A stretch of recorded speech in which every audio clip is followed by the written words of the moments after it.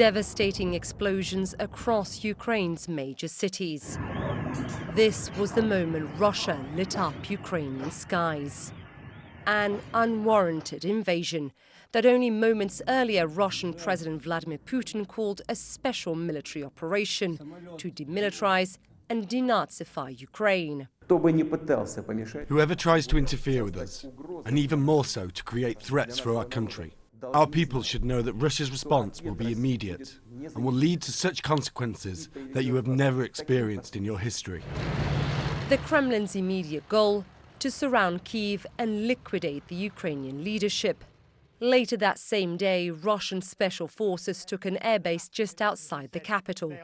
CNN was there as it all unfolded. And within the past few seconds, just before you came to us, they were engaged in a firefight, presumably with the Ukrainian military, which says it is staging a counter-offensive. The predictions of some Western analysts that it would be all over in 3 days seemed on target.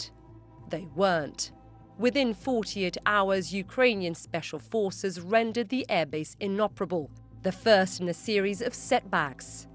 Russia's shock and awe was suddenly, surprisingly muted by Ukrainian resistance, symbolized by a defiant President Volodymyr Zelensky, telling CNN from a bunker in Kyiv that the Russian invasion was about far more than Ukraine. It's very important for people in the United States to understand that despite the fact that the war is taking place in Ukraine, it's essentially for values in life, for democracy, for freedom. Therefore, this war is for all the world. As he spoke, millions of Ukrainians were fleeing westwards to Poland, fearful of a Russian blitzkrieg, the fastest growing refugee crisis in generations, according to the United Nations. As Russia pressed on, families were torn apart as the men stayed on to fight, their future uncertain. So this is goodbye, temporarily. Those who stayed behind bunkered underground, the metro filled with the elderly and the vulnerable, all terrified of the unknown. I'm asking them if they're afraid. They're very nervous. President Zelensky appealed to the West for help. You are the leader of the nation, of your great nation. I wish you to be the leader of the world.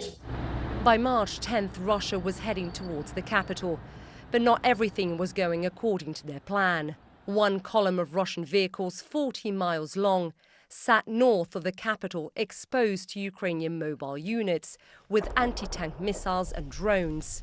Suddenly, Russia found itself bogged down, suffering heavy losses.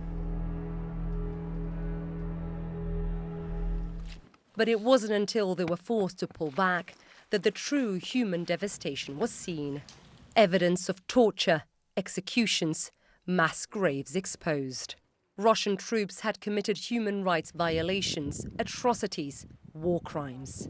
The entire town became a crime scene. For us, the best motivation is justice. By the spring, the Russian focus shifted to the eastern Luhansk and Donetsk regions, the original goal of Putin's special operation. Russia's goals in the east have come at the price of immense civilian suffering. The city of Mariupol was battered and bombed for 2 months. Local officials estimated 20,000 people were killed. Far more fled. Soldiers at the city's Azovstal steel complex became a symbol of Ukrainian resistance, pounded from sea, land and air, but for weeks refusing to surrender. Gradually, remorselessly, Russian forces edged forward in the Donbass. But they've taken immense casualties. By Pentagon estimates, more than 70,000. Western officials tell CNN the Russians are struggling to make up losses of men and munitions. And with new, longer range and accurate weapons from the West and its partners, Ukraine has begun taking the battle to the enemy, especially in the south. The consequences of this war reaching far beyond its borders, as the wider world sees skyrocketing food prices. And Europe, so dependent on Russian gas, is looking towards a grim winter.